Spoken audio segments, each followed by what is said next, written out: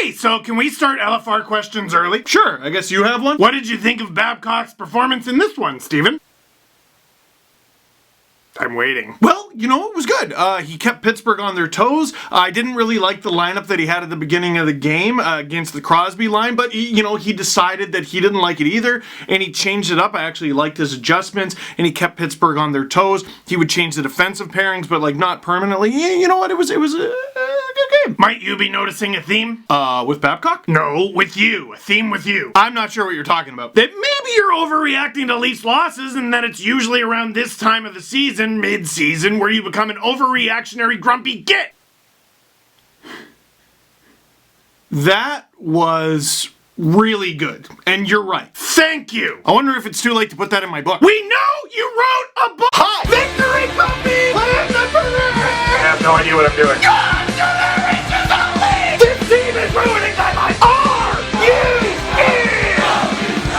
Leafs! Here, before I begin, do you have anything else to say? The people who don't like you are right. Yeah, that's pretty fair, but I don't care because Leafs win! 3-2 over the Pittsburgh Penguins, and everything's fine! Babcock, great! Muzzin, buzzin! Murder, getting that money! I don't know, man. I just don't know anymore. Hey, I'm sorry if I can be a little reactionary in this video series called Leafs Fan Reaction. There's a reason people are usually taken aback when I'm the voice of reason. Like when Zach Hyman scores the game-winning goal against an actual goalie. Unexpected due to its rarity, but welcome. Look, I'm just a Leafs fan. I'm happy when they win. I'm sad when they lose. I don't feel silly about voicing my concerns about how they've been playing recently. However, if they play the way they played against the Pittsburgh Penguins in this game, granted, sans Malkin, they're gonna win more games than they lose. Win so many games, in fact, that they'll make the playoffs, make some noise, and maybe even do the thing. There's one.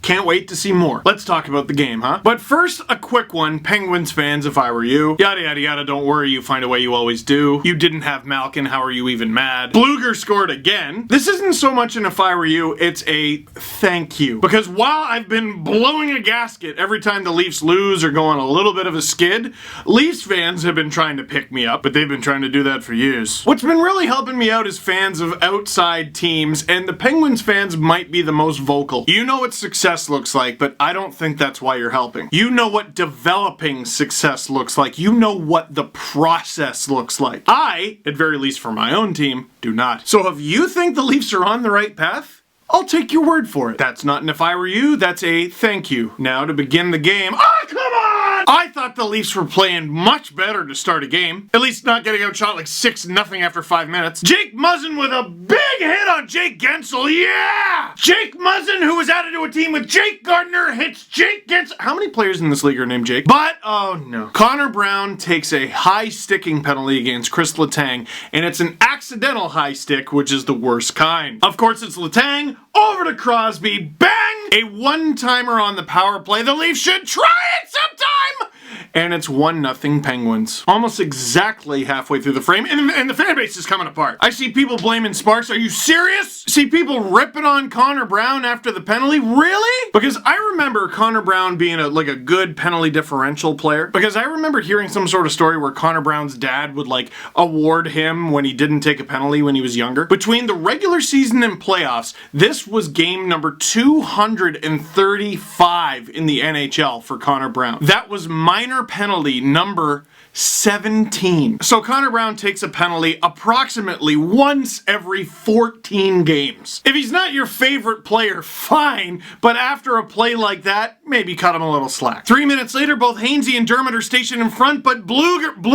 It's not his real name. What? Teddy Bluger! He's gotta be American, right? I don't know why he just sounds like the most American name ever, like he could be quarterback for the Buffalo Bill. Riga, Latvia! Teddy Bluger from Riga, Latvia makes it 2-0. Teddy Bluger, who is not the quarterback of the Buffalo Bills and whose name doesn't end with S, makes it 2-0 from Latvia, a country with about 2 million people, and one of them is named Teddy Bluger. And again, I see people ripping on Sparks. Okay, now it's time for me to step in, because I guess I know how the movie ends, so I can be calm about it. This was one of Sparks' best games of the season. And like you, I get mad when Sparks allows a goal that Freddie would have saved. Freddie stops neither of those. Neither of them. Bluger with an open, perfectly placed wrist shot from in close, and Sidney Crosby with a one-timer on the power play. If we're gonna rip on every goalie who allows one of those, we're gonna be here a while, folks. But I can't even hate, because at the time I was probably like, Garrett Sparks just allowed a goal from a guy with a made-up name! See, I can spend all this energy because I don't understand football. Thanks to Teddy Bluger. Here, I need to read a tweet to calm down. Teddy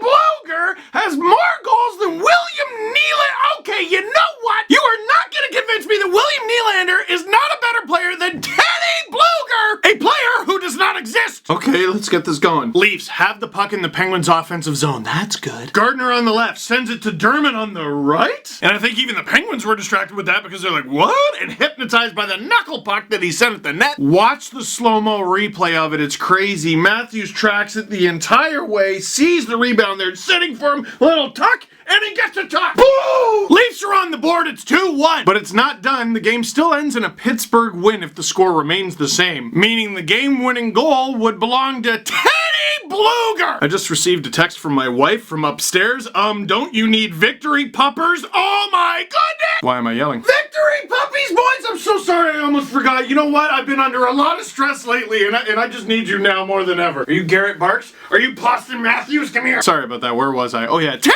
Bluger gives the Penguins a 2-1 lead after one. But what was the Leafs' one goal? Their lone goal. It was a nice little Matthews tuck in close, but it resulted from the play of the defenseman at the point and actually putting on a shot from the point. Muzzin's only been here a couple games and he's bombing it. Teams know the Leafs like passing it around and just clog up the slot, and they're gonna have a hard time getting the pass through. They gotta put on more shots from the point. And not just these little tip-in shots. Shots! Bomb it! Marleau, the winger, who's not really a winger, he's a center, but he plays the wing, wins the face-off. Once again to Gardner on the left. Over to Dermott on the right. Bomb it in! Sort of difficult to see if it went off of anybody, but I don't care. Another goal goes in as a result of a shot from the point. A shot that was taken by Travis Dermott, and the puck was given to him by Jake Gardner. Babcock didn't always have them as a pairing in this game. Sometimes he had Gardner with Zaitsev, but the first two goals had these two on the ice and involved. Riley, Muzzin, Gardner, Dermott, all the way, yes please! Mike, you got me falling in love all over again! The Leafs, down 2-0, tie the game. Man, a weird thing about the Leafs, I don't know if it's just me, but a lot of their weeknight games feel like weeknight games. They're just lower energy, they're more boring, even the crowd. But Saturday night, baby, they got. And I want to say this isn't the first or even second time the Leafs have been down 2-0 or by 2 goals and come back to win it. But I'm getting a bit ahead of myself, aren't I? A few minutes later, still in the second period, the Leafs sort of win the faceoff. Marner taps it back to Jake Muzzin at the point to make sure they all the way win the faceoff. Muzzin taps it to Riley on his backhand, proving that you can actually do that. Handedness is a myth. At the point, Riley, over to Marner, over to Riley. Dominic Simone's jock is somewhere over there. Puts it on, stop, the puck is loose. Zach Hyman kicks the puck to his stick. Zach Hyman is 9th of the season, first on a goalie. I made that up. He scored. Listen, Matthews is going now, and obviously this line is just fine, so maybe mission accomplished. Forget which defense pair you have out there. In this case, it was the first pair. This is a pretty good one, the new first pair. But you got Mitch Marner, who's so fast and creative, and then you have Zach Hyman and John Tavares storming the crease like bumblebees. The Leafs take the lead, and heading into the third period, the Penguins are going to need some heroics from Gensel or Crosby or Teddy Bluger. In the third period, ooh, Nylander, he had a chance after whiffing on it a couple times earlier. Jack Johnson lights Connor Brown up, which I'm sorry, Connor, you kind of have to take one for the team on this one. I actually like that hit because it'll trick Penguins management into thinking that the Jack Johnson signing was good. And in this period, I gotta say the rock star of the period for me, Patty Marleau, man. This guy, the Leafs have been a little up and down, but ever since I said he's been playing like a pensioner, which he was, Marleau has been a monster. Hard-working, great stick, digging in the corners, throwing it from behind the net. This has been a conversation we've had on the podcast, but I've seen people talking about it online. Oh, we got to get Austin away from Marleau. Dude, Marlowe's been helping get Austin going. He's been setting him up. He's been digging, doing the work. Add Kapanen on the other side, who's been flying back-to-back games. That line is a nightmare. Penguins pull their goalie. Zaitsev shoots. Why? Oh! It's okay. The Leafs managed to fight it off. Marner shoots. Hey, no! And the goal lights go off and everything, and I'm just like, oh, they're actually going to tie it after that, aren't they? 3, 2, 1, okay, wait, And lost in all of that, Garrett Sparks stops 28 of 30 shots for the win. You know what? He's a .909 save percentage on the season. Not wonderful. In a season where save percentage has been plummeting, it's still meh. But his past 4 games, and it's easy to forget because he never plays, stops 27 of 29 against Columbus, got lit up against the Islanders, allowed 4 goals on 28 shots, but stops 26 of 28 against the Florida Panthers in the loss, so no one remembers it. And then in this one, 28 of 30 in the win. .913 over his past 4 games. I'm not turning this into a conversation about whether or not he should be the backup, whether or not the Leafs should get some help, whether or not he's better than Curtis McElhinney. I'm just stating the facts. Here's how many shots he's faced. Here's how many of those were goals. Not many. Hooray. Marner looked excellent in this game. I didn't love his game on Friday. I also didn't tear into him because he can have a mediocre night every now and then. You know, when you're a superstar every other night, you earn that. And it wasn't just that he was buzzing. Look at this quote from Luke Fox. Well, actually, the quote is from Patrick Marleau. Patrick Marleau says, watching Mitch Marner dive to block shots should make everyone look in the mirror, which I suppose is a perfect place to start our question segment. Should Marner really be blocking shots? He's so tiny the puck could dent him. Sandra, an excellent question. One I'm sure every Leafs player along the bench asked themselves while they were watching Marner doing it. Listen, I don't want Marner getting hurt. I certainly don't want him to get hurt in a regular season game. But you know what? The Leafs aren't in a playoff spot yet. It's not guaranteed. And one thing Babcock has harped on, and it's just damn true, you can't just magically turn it on once the playoffs begin. You know, you're a boxer, your sparring partner's this 145-pound guy, but all of a sudden you get in the ring with a 205-pounder and you're like, wow, he punches harder. You want to train for a 25-kilometer run? Run 25 kilometers. You want to win the Stanley Cup?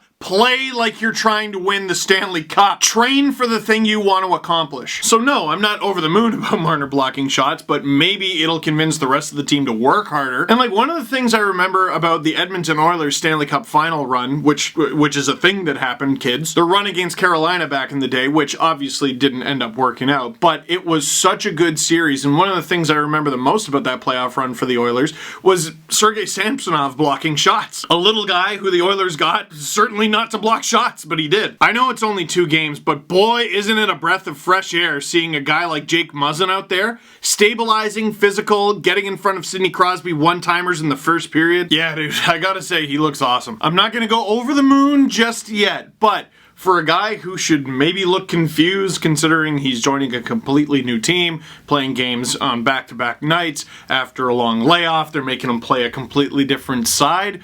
He doesn't look very confused, does he? It's good to see Morgan Riley yapping at him. They're talking, communicating. Someone pointed that out to me on Twitter last night, that Muzzin is yappy out there. Oh, my dream! I'm not gonna go too over the top, but yeah, I've loved him so far. Thoughts on Babs playing Gardner, Dermott, and Hainsey Zaitsev? Dude, it could be perfect. 1, if used properly, it actually makes a lot of sense considering what the Leafs have. But 2, it keeps Babcock busy, which I think he really likes for some reason. He's obviously gonna split those pairings up from time to time, which he did in this game.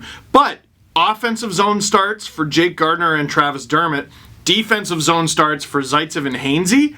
I don't hate that much. The biggest problem for that pairing, I think, is they're not the most mobile, but you alleviate some of Hainsey's speed issues by actually putting him on his proper side, because that was something I thought was killing him. You see Muzzin out there taking a puck on his backhand, and he's got a bit of the speed and size you need to actually overcome that. Hainsey just doesn't, and it's making him look worse than he probably is, to be honest. You put him and Zaitsev out there together on a defensive zone start, which they always do on the penalty kill, which is decent anyway. Plus, it allows you to have your top pairing of Riley Muzzin. What am I supposed to not like about this again? Would I rather have 2 all-star defensemen in those spots? Sure. Wouldn't every team? But for right now, oh yeah, That'll do. 2 more things. 3 more things. Rate my dogs. Oh my goodness, this is at least 420 out of 69. They're adorable. That was nice, thank you. A shout out to the Toronto Wolfpack. Absolutely, the Toronto Wolfpack season is starting. By the way, they play rugby, a real sport, unlike American football. Oh, I said it. I'm just joking, I don't want to be that guy. They're both fun. Hey! They're both excuses to eat chicken wings. Cool. And now, last thing, there's a brand new Panago Pizza Steve Dangle podcast, which is up and available, and I just feel so silly because I rant about Babcock, and I don't know. I was upset. My book is still available for pre-order, link down below. I put the link for Indigo, but it's also available on Amazon.ca, Amazon.com, Amazon.uk, Barnes & Noble, Booktopia for my friends down under, and it might make sense for New Zealand as well. People have been asking, the pre-order for the audiobook is not a thing that's available yet. I don't know if it's going to be a thing. The audiobook is fully going to be a thing. I just don't know if you can pre-order it. People have been asking about a tour. We're working on it. If you have a suggestion for a location, for sure, leave a comment and, you know, maybe send me a tweet. And if you're from that place and you see someone's already said, like, Chicago, don't just put Chicago again, like it so that it goes to the top. And one last thing, I've been doing a lot more Twitch streams recently, so follow me. It's pretty easy. I'm just Steve Dangle, all one word, on Twitch. I usually stream NHL 19. So that is it for this one. Thank you very much for watching. Click like if you like this video. Click subscribe if you really liked it. Tell all your friends. Go football!